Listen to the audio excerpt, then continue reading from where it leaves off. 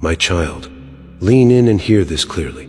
You're afraid to move, not because you are lazy, not because you lack ambition, but because every time a step forward appears, your mind begins preparing for what could go wrong. You hesitate. You pause. You analyze one more time, then another time. You replay the possibilities until the opportunity feels heavier than the risk of staying where you are. And slowly staying still begins to feel safer than trying. Sometimes the smallest reminder of truth is exactly what interrupts the spiral of fear that keeps you frozen. Because when truth returns to your mind, courage begins to grow again. And courage is what your heart has been missing. You call your hesitation being careful, responsible, thoughtful. But sometimes what you call caution is actually fear wearing a reasonable disguise.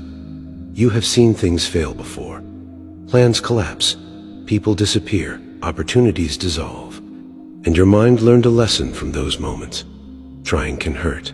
Trusting can disappoint. Moving forward can lead to loss. So your instinct now is to stay where things are predictable, where expectations are lower, where disappointment feels less likely. But safety, built entirely on avoidance, eventually becomes confinement. You remain in places that no longer nourish you. You delay decisions that your heart already understands. You postpone action until the moment passes entirely. And the longer you wait, the heavier the step begins to feel. Fear has a way of growing stronger the longer you listen to it. Because imagination can create problems faster than reality ever will.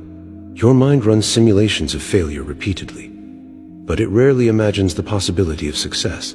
So every opportunity feels dangerous before it even begins. 2 Timothy 1:7 says, "For the Spirit God gave us does not make us timid, but gives us power, love, and self-discipline." This verse is teaching you that fear was never meant to define your identity. The meaning of this verse is that timidity is not the spirit placed within you.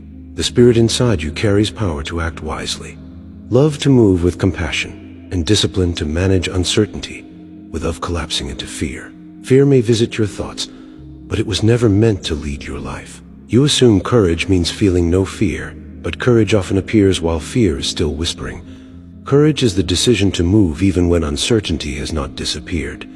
The reason fear feels so convincing is because it has been protecting you for a long time, protecting you from embarrassment, from rejection, from disappointment. But protection can quietly transform into imprisonment when it prevents growth. Proverbs 29:25 says, "Fear of man will prove to be